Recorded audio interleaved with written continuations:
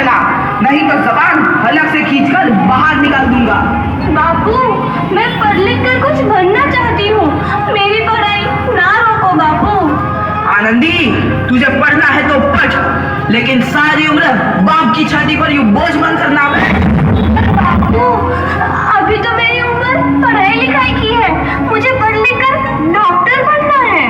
पढ़ाई पढ़ाई पढ़ाई, आज तो तेरी इन किताबों का काम तमाम करके ही छोड़ूंगा। ये ले। नहीं बापू, मत पढ़ो बापू, मत छोड़ी। नहीं नहीं बापू, नहीं। बापू, ये तुमने क्या किया?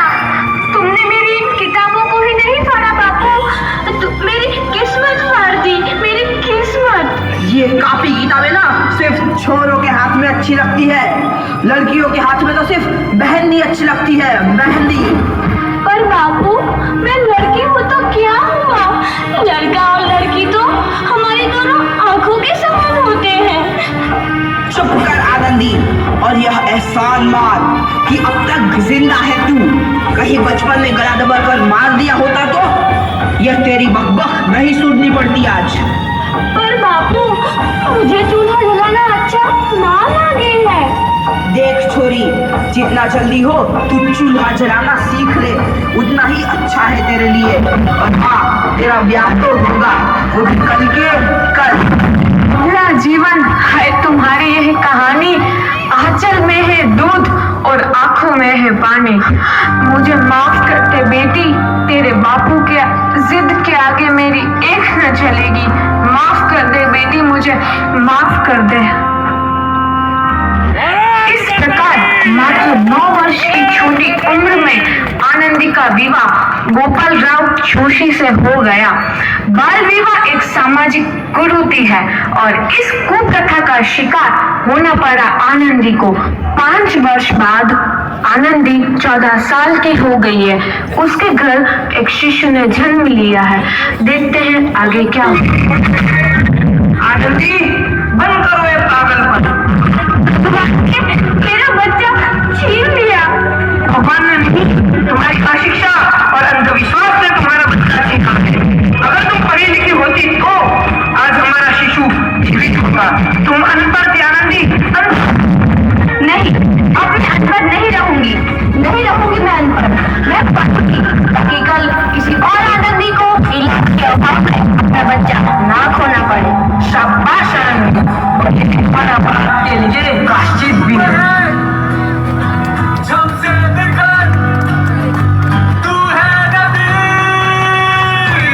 आनंदी, तुम्हारी 12वीं का परिणाम आ गया है। तुमने पूरे कॉलेज में प्रथम स्थान अर्जित किया है। आनंदी, तुम्हारी मेहनत रंग लाई है, तुम्हें शिक्षा वृत्ति मिली है।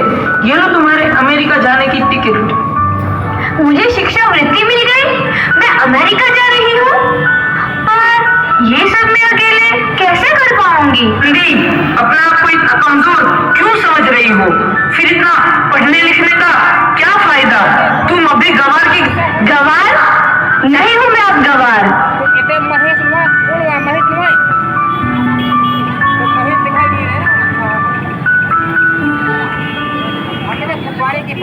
तो इस प्रकार 7 अप्रैल 1883 को आनंदी अमेरिका के पेंसिल्वेनिया के लिए रवाना हुई और 3 साल बाद उन्होंने डॉक्टर ऑफ मेडिसिन की उपाधि प्राप्त कर ली। इधर आनंदी के पिता की तबीयत बहुत खराब है। आगे क्या होता है देखते हैं। लगता है अब मेरे जाने का समय आ चुका है। अब मैं नहीं बचूंगा। ऐसा मत बोलो, शहर के सिटी हॉस्पिटल में अमेरिका से डिग्री लेकर कोई बड़ा डॉक्टर आया है। एक बार वहां चलकर दिखा लेते हैं। हाँ, सही बोला भैया, कम से कम दिल को तसल्ली तो मिल जाएगी।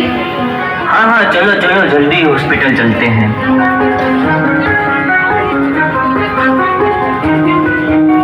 इस मरीज की हालत तो बहुत ही खराब है। कोई चमत्कार है इसे बचा सकता है। ऐसा मत बोलो भाई,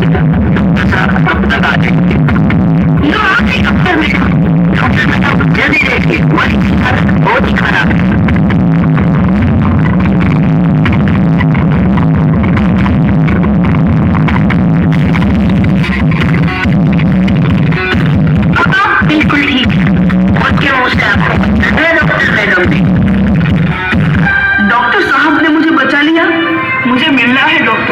है। डॉक्टर साहब नहीं, डॉक्टर मैडम बोलो, डॉक्टर मैडम। उन्होंने ही तुम्हें जीवन दान दिया है। लो आ गई डॉक्टर मैडम, मिल लो उनसे। डॉक्टर मैडम, आपका बहुत बहुत धन्यवाद। आपने मेरी जान बचाई। इसके बदले में मैं गरीब बुढ़ा आपको क्या दे सकता हूँ? वजह चाहिए मुझे कि कभी ये नहीं कहोगे कि लड़कियां कुछ नहीं कर सकती। वचन? ये कैसा वचन? अरे श्यामलाल, तुमने पहचाना नहीं, हमारी बेटी आनंदी है। आनंदी? मेरी बेटी आनंदी? डॉक्टर? हाँ, वही आनंदी जिसके लिए बचपन में तुमने चूल्हा और उल्हा के अलावा कुछ नहीं सोचा था। आनंदी, मेरी बेटी, मुझे माफ कर दे। मैं तेरा गुनहगार बेटी। नहीं बाबू, वही आनंदी जिसके हाथ पीले करके तुम उसकी सारी जिंदगी काला कर देना चाहते थे। माफ कर दे मुझे मेरी बच्ची, माफ कर दे। मैं तेरा अपराधी हूँ मेरी बच्ची, माफ कर दे। नहीं बापू, मैंने तो मेरा एहसान चुकाया है। याद है ना अपना एहसान जो बचपन में तुमने मुझ पर किया था? ताने खुदा खुदा कर किसी दिन मार रहा था मुझको। अब बोल, और किस किसको मारेगा? आनंदी, बेटी मुझे माफ कर दे मेरी बच्ची, मैं तेरा गुनहगार हूँ। बापू, आपने ही तो बोला था किताबें सिर्फ बेटियों के हाथ में अच्छी लगती है, बेटियों के हाथ में नहीं। और बेटियों में फर्क करना बापों का बच्चा का समान है। एक का पढ़ना और दूसरे का ना पढ़ना सामाजिक अधिकार है बापू, अपने खुद जैसी बेटी का जिसने सारी उम्र मुझसे कुछ ना मांगा, मांगा तो सिर्फ बराबरी का दर्जा। बस सच तो यह है कि मैं तेरी माफी के लायक भी ना हूँ। मेरी बराबरी कर सके उसके मैं लायक भी ना हूँ मेरी बेटी, लायक भी ना। अपने बाबू को क्या माफ नहीं करोगे आनंदी? माफ कर दो आनंदी, माफ कर दो। यदि शाम को लौट आए तो उसे भूला नहीं कहते। बापू। तो इस प्रकार आनंदीबाई जोशी ने अपनी मेहनत और अथक इरादे से न केवल भारत की आगे जाइए लड़कियों के लिए सुनहरा रास्ता दिखा।